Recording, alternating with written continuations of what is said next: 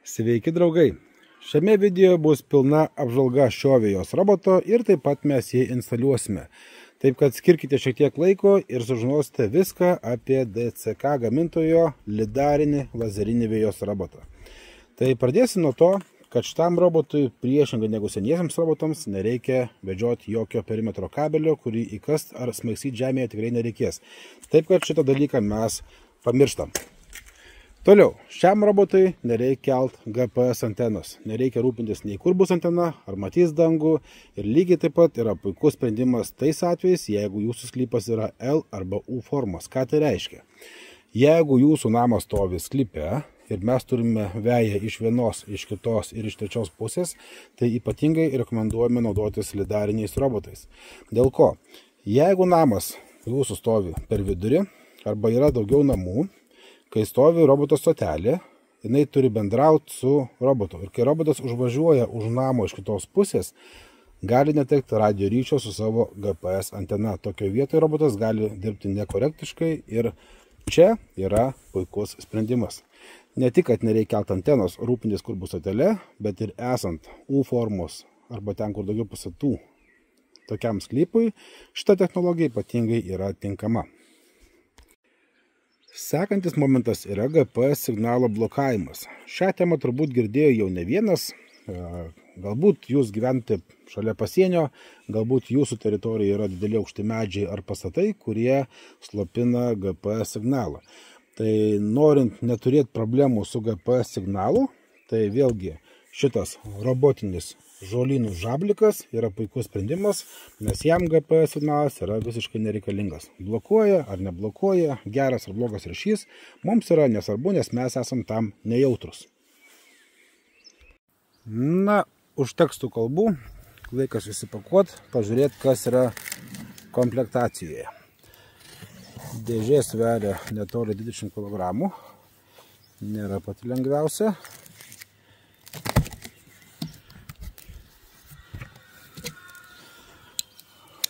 Saugiai pakuotas lidaras, pati brangiausia dalis robote, tai yra lazerinis skeneris mūsų, jis gyvena štai čia. Toliau. Instrukcija mums nereikalinga, mūsų puslapyje yra lietuviška jo instrukcija, galite parsisiųsti net ir prieš perkant robotą pasiskaityti, tai kas jums yra įdomu.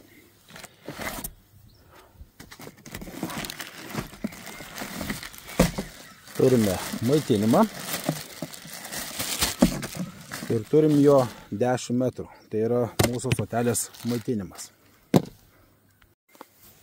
Čia slepiasi mūsų stotelė. Jinai šiek tiek tokia sunkesnė negu kitų robotų, nes, tuoj parodysiu kodėl, nes šita stotelė šitoje vietoje turi ir varikliuką.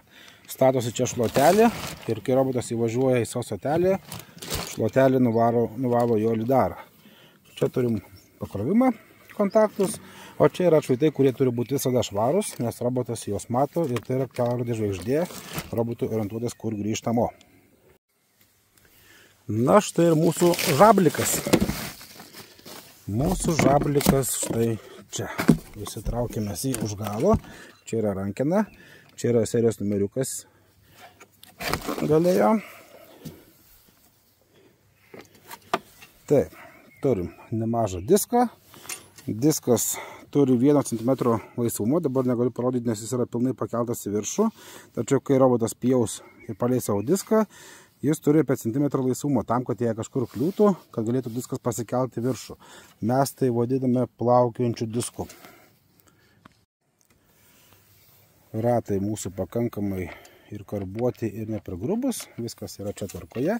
Čia slepiasi mūsų baterija, čia mūsų ratai, nieko kažko stebuklingo nėra. Diskas yra paprastas, peiliukai įprasti, jokių kišenių, kur prieitų mums daug žolės šlapios taip pat nėra.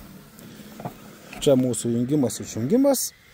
Čia mūsų lidaras. Prieš instaliuojant robotą būtinai nuimkite jį, nes vis karts nuo karto pastebim, kad jūs parašot mums, kad mums robotas neįsinstaliuoja. Neranda savo lokacijos. Todėl, kad pasibūna kepurė uždėta. Nuimkite jam šitą apsauginę kepurę. Na ir priekį turim kamerą.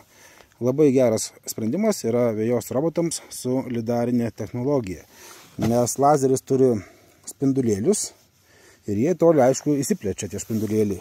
Tai kartais gali būti tokia situacija, kad robotas kliūties su lazeriu gali ir nepamatyti, bet visą pamatys vaizdo kamerą, nes vaizdo kamera mato pilną struktūrą vaizdo, o ne taškinių matavimų vyksta skanavimas. Iš tiesų gražus robotas, gražiai nudažytas, gražiai paruoštas. Čia turim LED juostą, šviečia robotas raudonai, iš visų pusių matomos, kur jisai yra nakties metu, jeigu jam leisi dirbti. Na ir toliau mes turime žaislų dėžę. Turim štai tokį didelį pakrovėją. Čia kažko stebuklingo nieko nėra. Štai šluotelė, apie kurią aš jums pasakojau. Jinai dedasi štai čia. Įsistato. Ir roboto nuvaloma tiek kamera, tiek lidaras. Toliau. Mūsų komplektacijoje toliau yra tvirtinimo vinis, tokia savisregiai žemė, raktas ir peiliukų. Kartais jūs nerandate šios dalies, nes ši dalis yra slepiasi po šito dangteliu. Tai tikrai, jeigu neradot, pasižiūrėkit, greičiausiai tikrai viskas yra. Ne greičiausiai, o tikrai viskas yra. Na ir mūsų stotelė. Mūsų stotelė štai atrodo taip. Beliko sustvarkyti bardaką ir eisim instaliuoti vėjos robotą. Pasirinksim, kur bus stotelė. O čia bus pats lengviausias darbas. Susirinksim dabar krovimo stotelę. Tai žiūrim čia, kad laidas būtų neprisispaustų mums. Dedame stotelę štai čia. Iš apačios mūsų laukia keli varžtai. Galime apsiversti stotelę, štai taip. Ir patogiai vat yra 1, 2, 3, 4 varžtai. Taip, kad galim susisukti dabar varžtus. Dar kartą pasižiūrim, kad laidas nebūtų prispaustas. Na ir toliau nieko stebuklingo. Prisisukam varžtelius. Labai stipriai veržti nereikia, tiesiog, kad jie laikytųsi. Na va, stotelė mūsų paruošta. Roboto stotelė turi būti atviroje vietoje. Tiek iš vienos pusės, tiek iš kitos pusės turėtų būti apie metrą erdvės. Neturi būti nei sienos, nei kažko. Stotelė gali būti štai taip ant žolės, bet kuomet ant žolės pasidaro štai taip. Lygiai taip pat jokie robotai aplink pačią stotelę nenupjausi. Čia visą laiką žolė. Taip, kad stotelė gali būti ir kažkur pasis ant rinkelių ar kitos vietos. Aš čia montuoti negaliu, nes čia yra kelias, bet galbūt jūsų situacija bus galimas variantas. Taip, kad vėjos robotas dirbs vienoje teritorijoje, o į stotelę galės atvažiuoti per trinkeles ten, kur jau padarysite jo krovimo vietą. Taip pat stotelė negali būti pakilusi viršų. Šita krovimo dalis negali būti aukščiau. Jau geriau jinai būna žemiau, bet ne aukščiau. Todėl, kad kai robotas atvažiuoja, jisai kraunasi ir ilsisi, kad robotas neišridėtų atgal. Na ką, vietą išsirinkom. Beliko susisukti mums šitos savisregius. Galite naudoti kitas sistemas, jei kažkaip yra patogiau. Visų mes čia 8 jų nesuksim, nes robotas nieko čia daug nelaužo. Kompletą turim raktą plasmasinį, jo pilnai ir užteks. Maitinimo šaltinis gali gyventi lauke, jis yra visiškai sandarus. Jungtis lygiai taip pat gali gyventi lauke, jinai taip pat yra sandari. Pasirūpina maitinimu, štai ir viskas. Na ką, beliko įjungti maitinimą. Susukta turi būti iki štai tiek.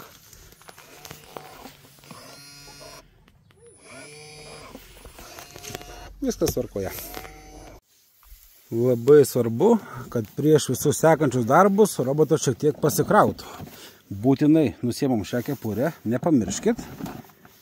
Dedam kraut, viskas veikia ir palaukime, kol bent pusė baterijos pasikraus robotė. Rodo štai jie čia. Robotas pasileido. Matom, kad yra viena tik padala pasikrovus. Būtinai leidžiam pasikrauti prieš visus atnaudinimus. Būtinai. Galim pasitvirtinti PIN kodą ir eisime parsisiųsti programėlę. Vėjos roboto programėlę rasite pas mus puslapyje, taip pat rasite QR kodą ant dėžės arba galim parsisiųsti tiesiai iš parduotuvių. Štai mūsų programėlė vadinasi štai taip. Ją atsisiųsime ir štai turėsime tokį vaizdą. Tai norim prisidėti robotą, mums reikės būti šalia jo ir turės būti įjungtas pas telefoną Bluetooth'as. Pastikrinam, įjungtas. Spaudžiam Add Device. Pats pirmas robotas yra mūsų, spaudžiam pliusiuką. Toliau galime ranka įrašyti savo serijos numeriuką, galim nusiskanuoti. Spaudžiam Scan, įsijungia vaizdo kamerą. Štai čia gale mūsų yra QR kodas. Nusiskanuojam. Na va. Spaudžiam ant roboto ir robotas yra pridedamas prie mūsų programėlės. Toliau eina mūsų Wi-Fi'us ir 4G aktyvavimas. Tai renkamės Wi-Fi, nes visiems atnaujinimams programinės įrangos darosi tik per Wi-Fi. Esame prisijungę prie Wi-Fi'us. Prisijungsim to jaus. Mes esam GPS meistras. Padarom paiešką Wi-Fi'us. Select Wi-Fi paspaudę. Jeigu jums Wi-Fi'us nerastų programėlę, galime prie Wi-Fi name Wi-Fi'us pavadinimas įvesti patys rankomis savo Wi-Fi'us pavadinimą. Netinka tik Wi-Fi'us pavadinimas, jeigu yra su tarpu. Na, toliau susivedam slaptažodį. Slaptažodis suvestas ir prisijungiam prie Wi-Fi'us tinklo. Wi-Fi'us tinklas su lietuviškom raidėm taip pat gali būti netinkamas. Palaukim, kol robotas pats prisijungs prie mūsų Wi-Fi'us. Šiek tiek užtrunka.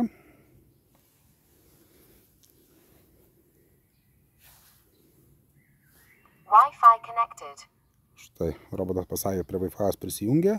Viskas valio. Galim pasivadinti robotą kaip tik tais norim. Mes pasivadinsim jį GPS meistras.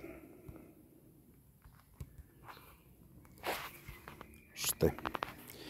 Dabar pirmiausia mes eisime į robotą pažiūrėti programinę įrangą, ar jinai yra naujesnė. Prie roboto prisijungimai yra du variantai. Per Bluetooth, tai esam šalia roboto, arba per Wi-Fi ir 4G tinklą. Tai darosi nuotoliu. Tai aš jungsiuos per Bluetooth, bet čia esmės jokios nesudaro. Na va, jau robotas iškart sako, prašom atnaujinti įrenginį, nes yra naujesnė programinė įranga. Štai mūsų versija 1.07, o yra 1.0.13. Na ir spaudžiame update. Be šio proceso pradėti roboto instaliacijos negalima. Lygiai taip pat, jeigu jūs pasirinksite 4G tinklą, o ne Wi-Fi aktyvuotis, jis per 4G tinklą atnaujinimų nedaro. Jeigu dėl vienų ar kitų priežasčių jums nesigauna atnaujinti roboto per Wi-Fi tinklą, nes gal Wi-Fi'us nėra, gal jis yra labai lėtas, gal kažkas kažkur bet kas, yra galimybė atnaujinti per USB atmintinę, liaudiškai flashas.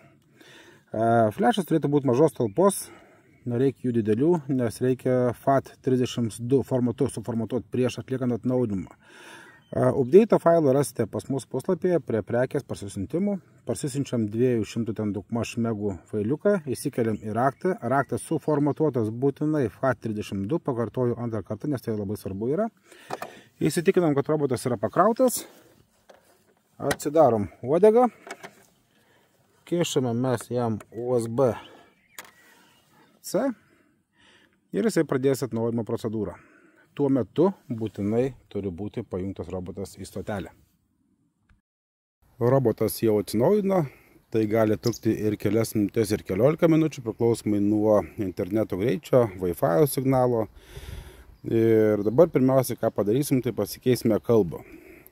Mes pasikeisime kalbą į lietuvių. Bus smagiau jums viską galbūt ir parodyti. Gerai.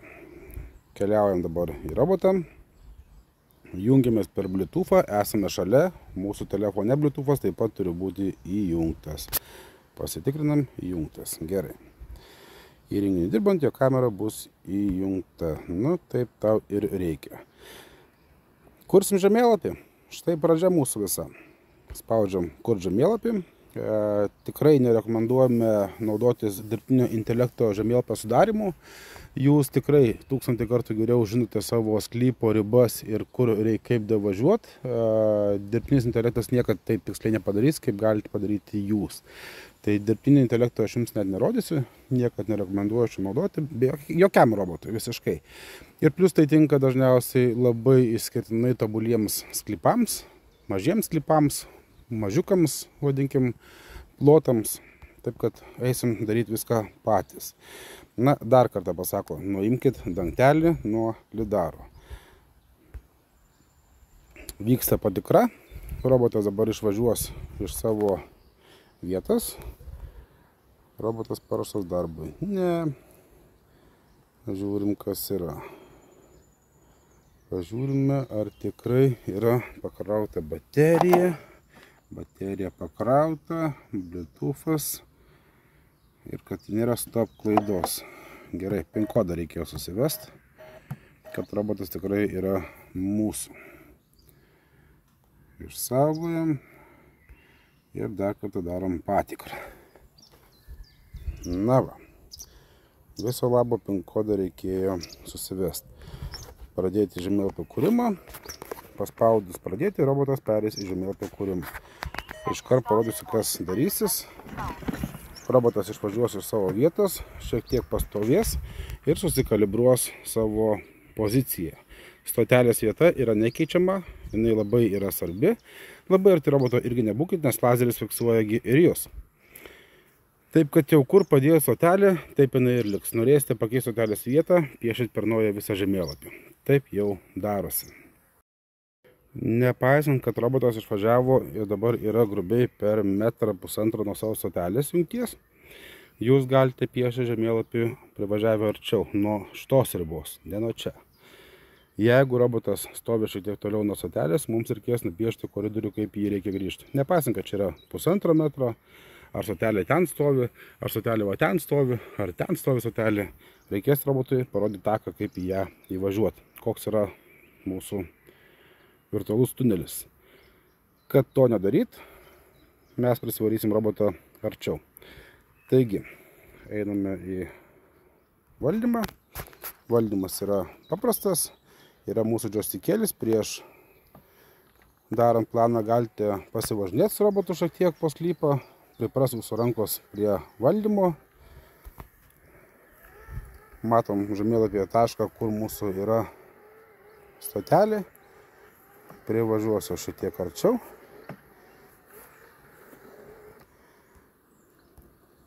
Taip. Dabar matome, apačioje yra nustatyti pradžios tašką. Yra tokia knapkytė. Tai dar, kad parodo, kaip pasačiau robotą. Robotas stovi šalia stotelės. Ir važiuojam piešti maršrutą. Spaudžiam, nustatyti pradžios tašką. Štai dabar robotas nuo šios vietos, vadinkim, pradės piešti visą savo žemėlapį. Jūs dažnai klausite, kaip arti galiu važiuoti šalia visokių bortelių, visokių vietų, kokia pjovimo riba yra. Mes sakom visą laiką su visais robotais labai panašiai. Sprindis. Ar jūs vaikysitės ten 2 cm, galit bandyti, bet kuo arčiau ribos būsim, tuo daugiau šansų, kad robotas kažkur tais paskui sukdamasis brauks, lies ir klius. Mes paliekam sprindį, taip ar taip būkim atviri, trimeris yra neišvengiamas daiktas.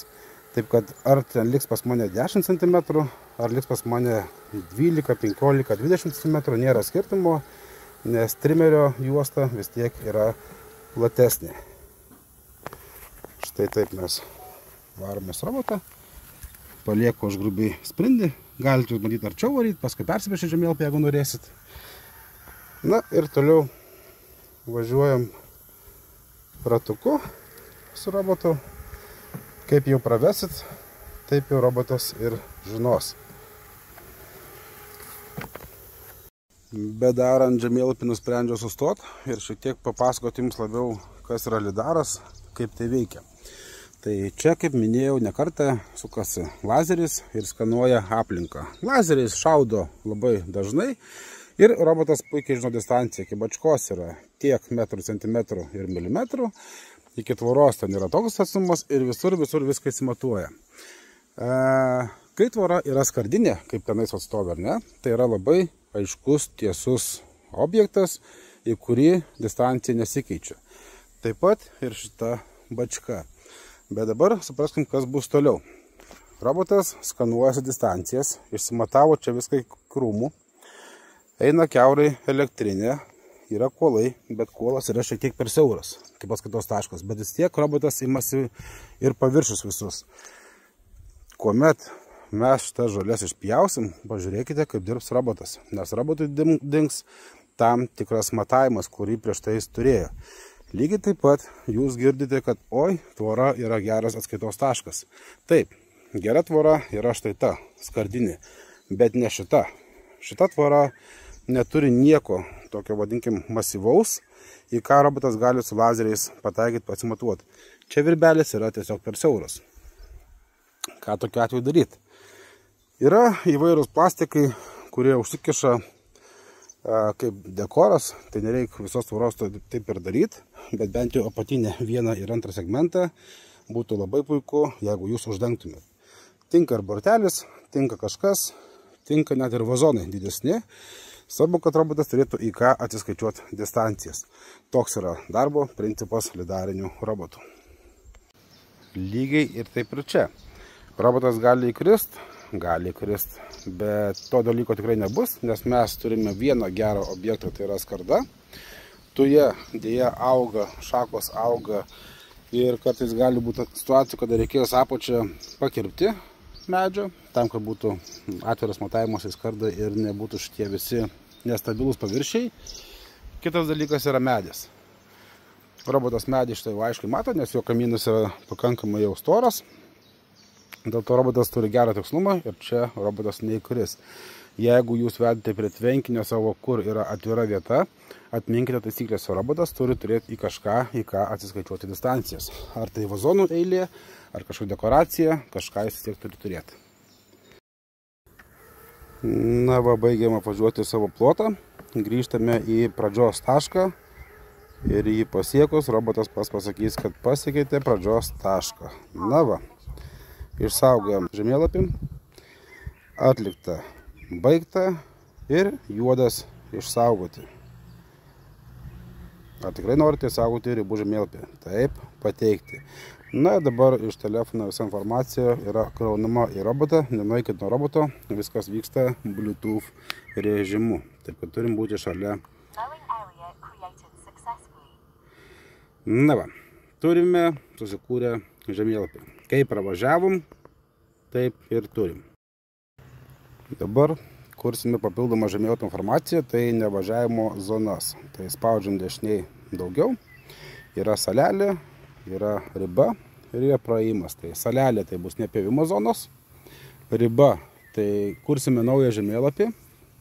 O praėjimas yra takas tarp žemėlapių pravažiavimas arba takas iki pakrovimo stotelės. Tai spaudžiame salelį. Nuotolinis žemėlapio kūrimas, tai reiškia, esant šalia, valdysim telefonu, apsivesim robotą. Žemėlapio kūrimas pagal zonas, mes galime duoti kažkokią žemėlapių zoną, bet apie tai pakalbėsim šiek tiek vėliau. Rašo, kad apvažiuosim visus medžius. Tai pirmiausia, ką mes padarysim, mes su robotu davažiuosim į kitos vietos, kur yra mūsų nepjovimo zona. Šiuo atveju bus medis. Tikrai medį mato ir pats robotas, bet mes visada rekomenduojame visas kliūtis pažymėti. Ar tai medis, ar tai supinė, ar tai pavėsinė, ar tai palapinė, ar tai baseinas ar batutas. Apveskit robotą, lai jis aiškiai žino, kur yra jo zona. Taip. Turim tokią situaciją. Diametras mūsų rato turi būti nemažesnis negu metras. Kitaip tariant, nuo metro.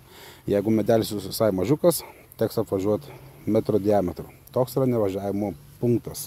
Ne punktas, o galbūt diametras. Gerai. Mums dabar beliko pažymėti pradžios tašką, atsistoję esame į tinkamą poziciją. Na ir apvažiuosime ratuku aplink savo medį. Kai mes pasieksime pradžios tašką, sistema pasakys, kad jau viskas gerai. Esame pradžios taške. Štai. Išsaugoti. Atlika baigta, išsaugoti, pridėti tašką.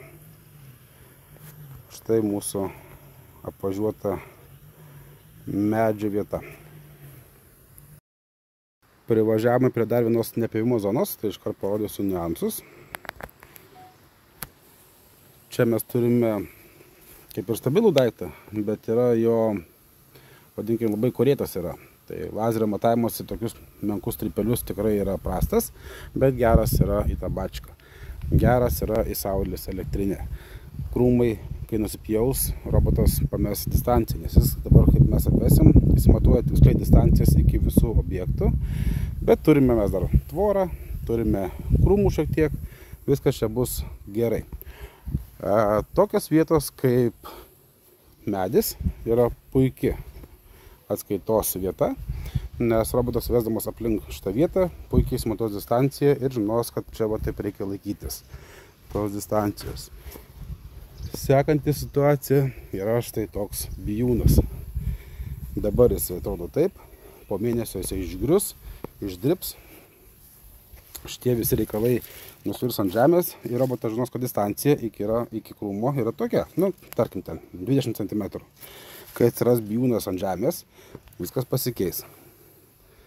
Taip kad čia atskaitos taškas yra eglė, yra tujos, kurios irgi nėra labai stabilus būdas, bet papjovus apačią turėsim kamieną, jau bus gerai. Tai va, tokie vat niuansai. Na, o dabar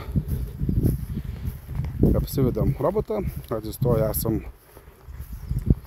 atskaitos taško pradžioje.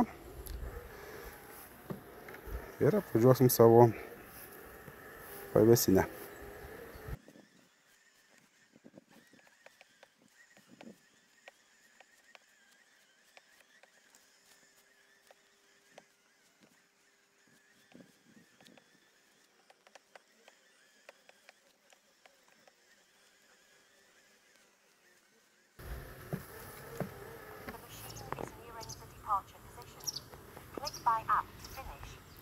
Na va, darbas atliktas, viską išsaugojam ir papasakosiu dar porą niuansų. Dabar mes robotą, matom, apsivedėm čia va šalia ir čia šalia. Laikėmės ne va sprindžio, galbūt jūs tengsitės dar arčiau, bet nesivarginkit, nes aš kaip minėjau, nevažiavimo zona yra metro diametro. Nepaisant, kad jūs privažiuosite arti tvoros ir čia arti tvoros, distancija bus metras. Robotas tiesiog pats pasididins radiusą ir apvažiuos metru. Iš vienos pusės ir iš kitos pusės. Bendroji suma bus apie metras nepjovimo zona. Na, o dabar kursime antrą žemėlapį ir parodysim, kaip viskas darosi. Tai spaudžiam vėl ant žemėlapio daugiau. Pridėti ribą. AI dirbtinio intelekto mes nesinaudokime. Mano rekomendacija. Pateikti. Ir važiuojame į naują žemėlapį.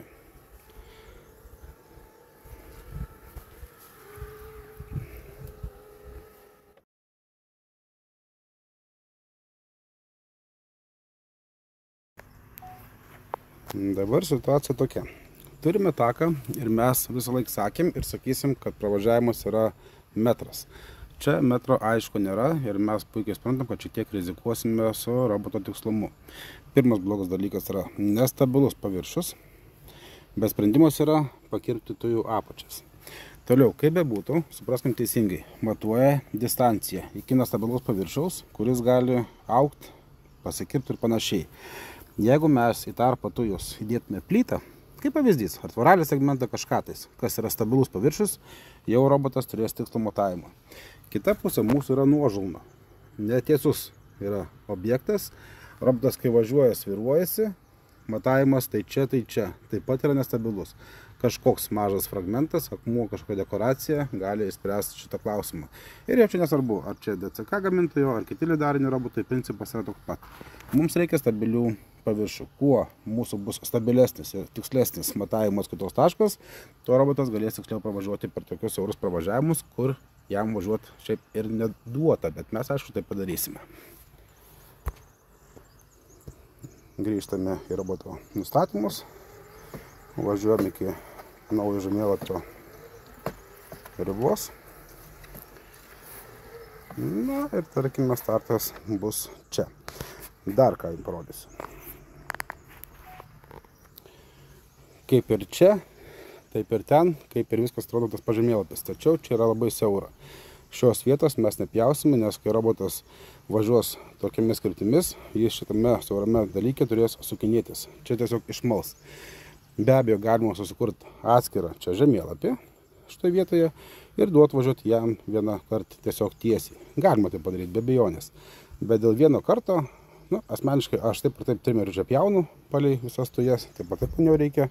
Taip pat šitą mažą gabaliuką aš lygiai taip pat nusipjausiu trimeriu ir nesuku savo galvos. Norėsiu, vėliau susikursiu žemėlapį ir paleisiu jį važinėti. Tiesiog šitoje vietoje nekeičiant krypties, tik tiesiai.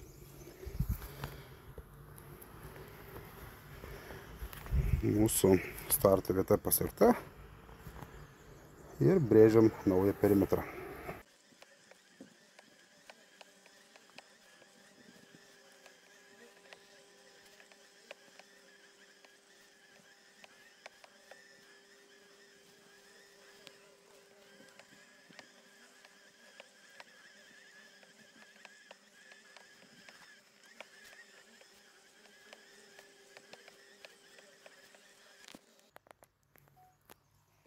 Dar vienas niuansas. Kartais sakot, kas nutiko robotui? Na, pavyzdys. Dabar stovi žmona čia augina agurkus. Viskas yra fainai ir gerai. Vazonai stovi, kažkada jie galbūt pasitrauks. Robotui dings projektuotas vaizdas, pasikeis visą situaciją. Taip, kad jei kažkas robotas kitaip pradėjo važinėti, visą laiką pažiūrėkite savo kieme, ar kažkas nepasikeitė iš objektų, kurie prieš tai buvo, kai jūs vedėte robotą savo žemėlapį. Na ir užbaiginėjom savo žemėlapį. Tuoj pasieksime pradžios tašką ir bus viena svarbiausių temų, ant kurios pasimauna dažniausiai visų gamintojų robotų instaliuotojai. Vadinkim tie, kurie to neužsiema, bet patys bando instaliuoti robotą. Tai yra virtualus koridorius. Pasiekėme tašką. Valio. Atlikta. Baigta, išsaugoti, pateikti. Dabar situacija tokia. To aš įsaugo, parodau. Dabar matome, kad čia nėra kaip robotui patekti iš žemėlapio į žemėlapį. Kursime koridorių. Čia yra svarbi detalė. Dažnai nepažiūrit, neužfiksuojat. Esame ant visiškos ribos, kur mūsų yra naujas planas. O ten yra kito žemėlapio riba. Niekados virtualus tunelis nėra daromas nuo ribos krašto. Visais atvejais, ar į stotelį važiuosim, ar tarp žemėlapių, mes su robotu privalėsim pavažiuoti šiek tiek atgal, metrą, pusantro iki metro. Robotas pasakys, to parodysiu. Ir tada mums leis piešti koridorių. Piešim koridorių ne iki ribos, o taip pat įvažiuodami į plotą. Žiūrim, kaip tai vyksta. Daugiau pridėti. Praėjimas mūsų takas. Sukurt taką, kaip matom, nėra pas mūsų žemėlapio apačioje, kad pradėti kurt. Dėl to, kad mes esame ant ribos. Pavažiuojame atbulomis tiesiog į teritorijos gilumą. Nustatyti pradžios tašką. Atsistojam, spaudžiam apačioj nustatyti pradžios tašką ir važiuojame kuo tiksliau, neskubėkite, nes tai yra gan siaura. Na, jeigu nepavyks, persipiešit per naują tą koridorių. Esamą ištrinsite ir nusipiešite naują. Štai mes kuriam koridorių, įvažiuosime į naują teritoriją, į pagrindinę, nuo ko robotas pradės pjaut. Įvažiuojam šiek tiek į gilumą. Na va, išsaugoti, atlikta ir viską išsaugojam.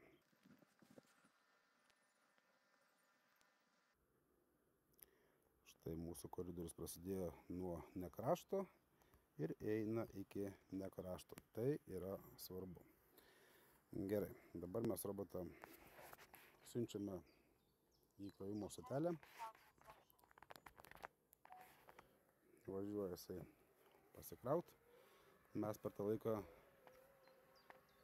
pažiūrėsime, kaip reikia atlikti sekančius nustatymus, kurie mums padės pjauti tvarkingai mūsų veją. Tai keliaujame dabar į žemėlapį. Nustatyti zonas, trečias punktas. Pjovimo kryptis. Paspaudžiam ant norimo žemėlapio. Šiuo atveju paraudonavo žemėlapis viršutinis, dabar apatinis. Dabar pjovimo kryptis. Mes stumdome šitą apačioje ir matome, kaip kaitaliojasi mūsų šitos linijos. Pasirenkam kryptį tokią, kokią norim, kad pjautų robotas mums tą vietą. Grįžti. Pasirenkam kitą žemėlapį. Na ir man gražiau būtų, jeigu jis pjautų, tarkime, taip. Grįžti. Dar kai grįžtam. Peiliuko aukštis. Pasirenkam zoną. Pasirenkam ne bendrą aukštį, o pasirenkam zonos aukštis. 4 cm. Yra didžiajam plote. Supratau.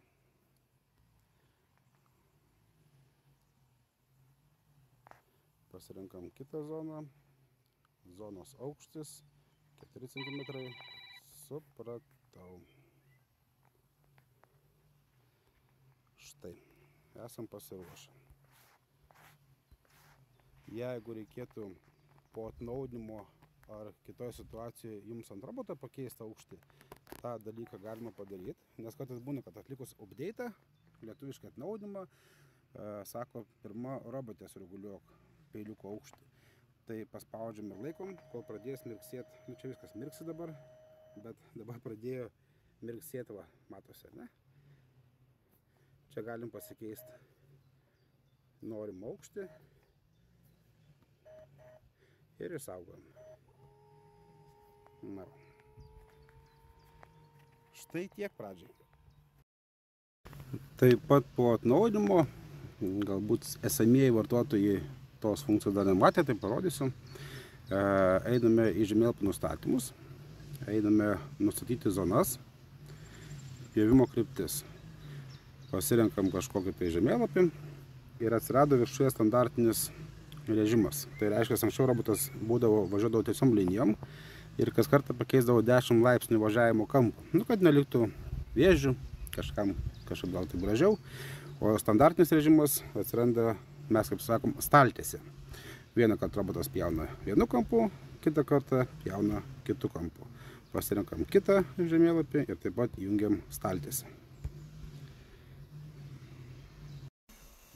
Robotas pradėjo pjovimą. Visas pjovimas tokių robotų yra taisyklingas. Linija po linijos, o ne bardakų važinėja. Nurodėmės kryptį, kaip jam pjaut. Gal visai taikliai nepataikiau palei upelį. Reikės šiek tiek pakeisti laipsnius. Matau, kad biškai paskersavau. Tai jis ne visai palei šlaitą važiuoja, o čiut pasisukus mūsų linija yra. Na ir viskas, robotas čik, ir čia iškavos viską. Gero darbo. Na ir trumpai apžvelgsime dar vieną funkciją, tai tvarkaraštis. Tai yra pakankamai svarbu. Tai dabar pirmiausiai apačioje virš kraunos ir užrašo yra rankinis režimas. Tai automatinis režimas bus pagal tvarkaraštį. Rankinis režimas, kai jau leisit robotą patys. Iškart nusikėlė į meniu, apie kurį norėjau pakalbėti. Tai pradžio šį pagrįšiu. Tai dešinėje matome laikroduką su žadintuvo simboliuku. Spaudžiame ant jo ir mes kursimės žemėlapio tvarkaraštį, kada robotas pjauna. Tai pirmiausia, mes pridėsime pjovimo laiką. Pasirenkam visas dieneles. Pasirenkam laiką. Na, asmeniškai aš 8 ryto neleidžiu, bet čia reikia žiūrėti, kaip robotas spėja dirbti. Ar to laiko jam užteko, ar pritrūko, ar panašiai. Tai aš pradedu leisti 9 ryto, nes pas mus yra gan užuovėje ir žolė rasota būna ilgą laiką. Tai 9 ryto startas ir pabaiga, tarkime, mes jau galim leisti iki, pavyzdžiui, 9. Čia atsižvelkite į rasos laiką. Mes galim duoti 9:30 bus. Štai. Robotas iškart pradėjo dirbti. Išvažiuoju iš stotelės. Kartais jūs klausite, ar robotas kaip senieji kiti modeliukai sukasi ratu, nes yra robotų, kurie išvažiavę apsidairimą daro. Apsisuka ratu ir pradeda pjauti. Šitas robotas neišvažiavo, pastovėjo, atsiskaičiavo distancijas, pamatė, kad viskas savo vietose, viskas pradėjo pjauti. Važiuoja į savo plotą ir atlieks pirmų savo pjovimus. Labai svarbu, prieš paleidžiant robotą nusipjaukit aukštą žolę. Neleisti jūs jo į džiunglynus. Visokius tokius aukštus dalykus reikia nusinaikinti, nes robotas matuoja distancijas, lygiai taip pat pakraščiai. Kuomet robotą leidžiame pakraščiais, tai visus tokius dalykus prieš leidžiant robotą nusipjaukite. Štai ir viskas. Ačiū, kad skiriat savo brangų laiką. Tikimės daug naudingų momentų pasakėme ir turbūt tie, kurie manė, kad robotą paleisti yra labai sunku, tai kaip matėme šiame video, tikrai nieko sunkaus nėra. Galbūt atrodo, kad naujas daiktas čia kažkur kažkas sunkiau, bet patikėkit manim, po pirmo karto juoksitės, kaip viskas yra lengva ir paprasta. O jei kažkur sustojate, reiškia paskubėjote.